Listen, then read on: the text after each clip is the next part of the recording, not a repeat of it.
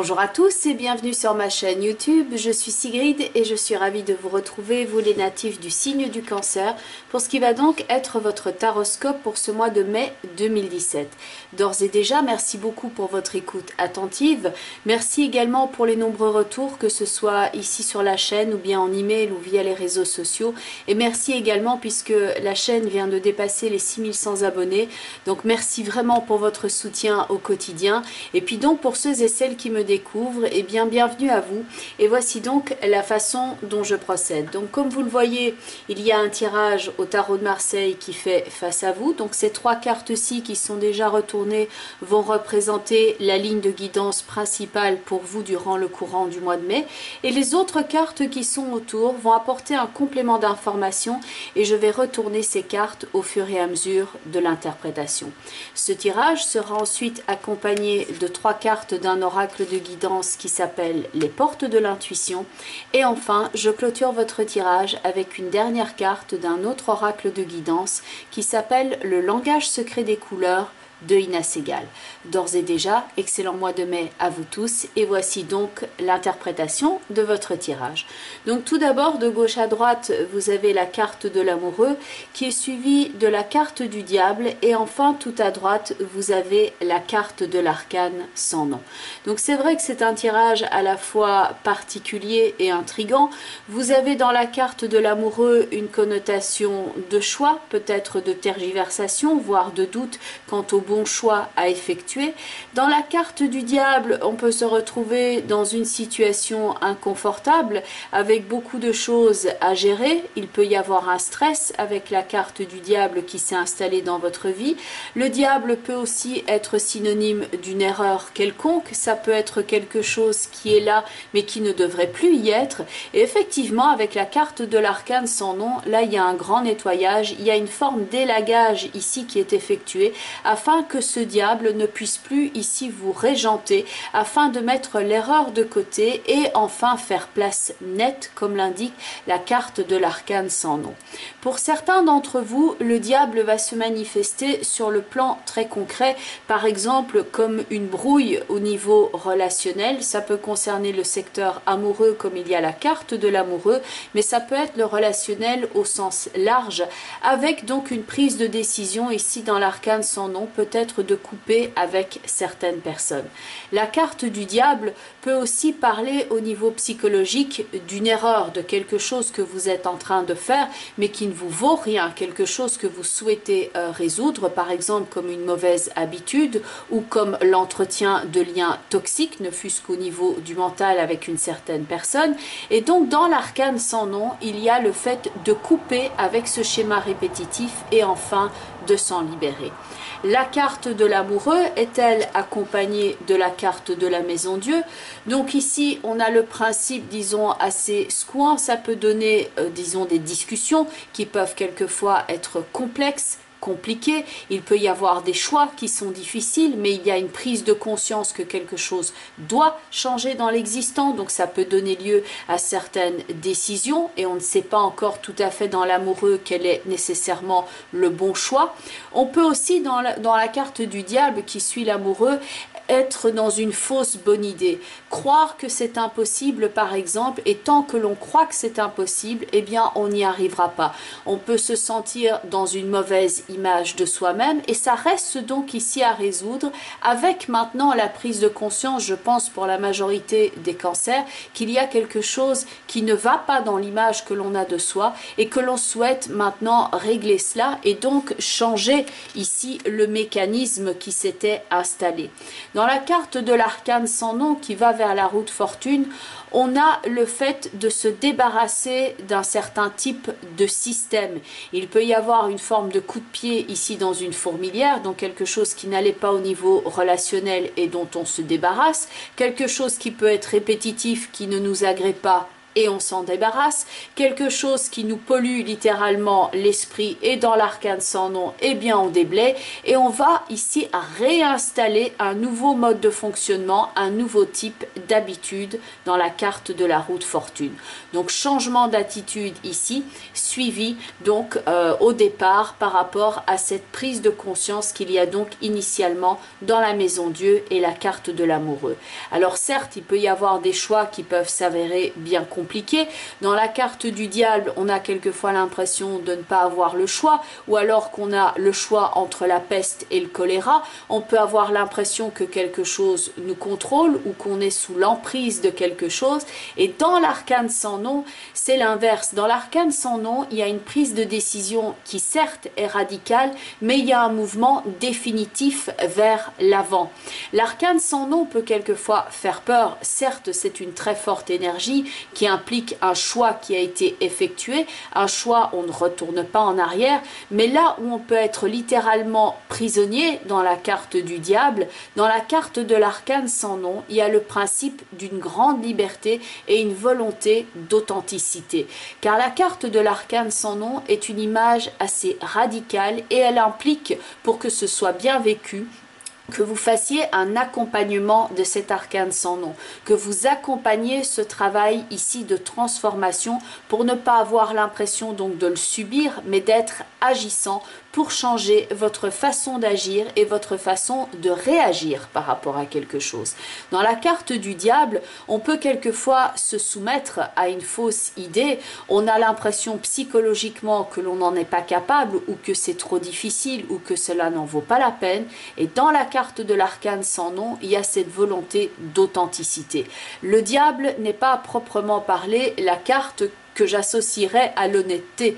Il peut y avoir ici quelque chose qui est de l'ordre du frelaté, donc une fausse idée, un mensonge, un leurre, une forme d'illusion, alors que dans la carte de l'arcane sans nom, on trace sa route, certes aussi dure soit-elle, mais avec vérité, et on peut aller ici chercher bien profond dans l'âme ce qui est réel pour nous. On passe d'un stade superficiel où il y a eu une prise de conscience à quelque chose qui peut radicalement nous apporter un grand changement dans la vie. En dessous de la carte du diable, vous avez les compléments d'information. Donc dans un premier temps, on a ici la carte de la justice. Même principe que dans la carte de l'arcane sans nom, le principe d'authenticité dans un premier temps, un mental qui est clair, qui est fort et qui tranche de façon précise. Et puis la carte de la justice va nous renvoyer aussi à notre propre système de valeurs. Et bien entendu, aussi bien dans l'arcane sans nom que dans la carte de la justice, on est en possession d'un instrument tranchant. Donc ce qui vous donne l'impression éventuellement ici de vous contrôler dans la carte du diable, vous avez la possibilité ici de couper et de remplacer ce mode de fonctionnement par quelque chose d'autres. Dans la carte de la justice, on a donc ce regard de face. C'est peut-être ici donc le moment au mois de mai, de faire face à quelque chose et d'y apporter maintenant une forme de résolution afin de laisser ça résolument derrière vous, mais non pas comme un dossier ouvert, quelque chose qui reste non achevé, mais d'y apporter un point final pour enfin passer à autre chose. La carte de la justice a donc une balance en main, elle soupèse ce qui est juste et ce qui ne l'est pas, elle a les éléments en main afin de prendre la bonne décision en âme et conscience. Et donc à côté ici de la carte du soleil, il peut donc y avoir certes une énergie séparatrice, mais aussi pour un meilleur bien-être. On peut se débarrasser donc d'une façon d'être, d'un certain type de lien, d'un certain type de réflexe, d'un certain type d'habitude, quelque chose qui est toxique pour nous, pour le remplacer par quelque chose qui est beaucoup plus sain, mais qui implique quand même une notion ici d'effort à fournir avec la carte de l'arcane sans nom et la roue de fortune, que pour aller de l'avant et ne pas rester englué ici et attaché tels les personnages qui sont là dans la carte du diable. Dans la justice et le soleil, on soupèse les valeurs, on regarde les valeurs d'honnêteté, les valeurs de clarté, côté, on voit notre propre système de valeurs ici qui passe à une sorte d'évaluation personnelle. On passe sa vie en revue et donc on peut apporter les changements nécessaire.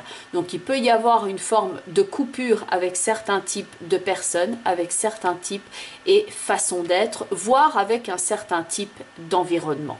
Et ça peut s'avérer particulièrement constructif. Les deux cartes qui sont ici tout au-dessus, donc vous avez la carte de la lune. Donc comme dans cette diagonale, on retrouve la maison Dieu, l'amoureux, le choix et la lune. Étant donné qu'il y a des maisons dans la carte de la maison Dieu et dans la carte de la lune, il peut y avoir un choix qui ici se reflète sur le niveau matériel quant au lieu d'habitation. Est-ce que je pars? Est-ce que je reste? Est-ce que je me reconstruis ailleurs? Tout comme ça peut être une restructuration au niveau de votre mental et la façon dont on s'inscrit très concrètement au niveau de l'existant. Pour certains, ça peut être donc un questionnement par rapport au domicile, ça peut être un questionnement par rapport à la profession également, où on peut décider ici d'apporter certains types de changements. Dans le diable, faites quand même attention parce qu'il peut y avoir des obligations, il peut y avoir des responsabilités, quelque chose que l'on a accepté mais qui vous emmène sur un terrain qui n'est pas nécessairement bon pour vous. Donc il va falloir ici, comme la justice et le soleil l'indiquent, il va vous falloir vous structurer ici afin de mener toutes les tâches à bien et ne laisser aucune zone de flou, aucune zone d'ombre. Dans la carte de la lune, qui est accompagné de la carte ici du monde, donc je vais les rapprocher un petit peu pour les mettre au centre, vous aurez un meilleur visuel. Donc là dans la lune avec la carte du monde, il y a cette connotation de s'extirper ici d'une situation qui peut être aliénante pour vous. On se préserve, on se sépare de quelque chose, on laisse quelque chose derrière soi et on travaille ici à son unicité et par rapport à ce qui est bon par rapport à son propre système de valeurs. Donc dans la carte de la lune avec la carte du monde, il y a le fait de se préserver, de se guérir de quelque chose, de s'extirper, voire de se libérer d'une situation. La carte de l'arcane sans nom est là pour nous rappeler que par rapport au diable, on ne peut pas effectuer ici de raccourcis.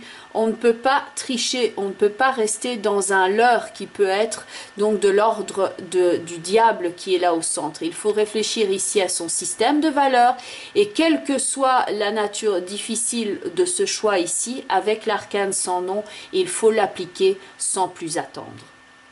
La carte du diable peut être une énergie qui est particulièrement drainante, donc ça, on peut être fatigué ici d'une situation, littéralement épuisé, sous tension, et donc il vaut mieux faire ici le choix de la juste valeur qui est indiquée dans la justice et le soleil, et donc vous extirper de la situation et vous préserver comme l'indique la carte de la lune et du monde.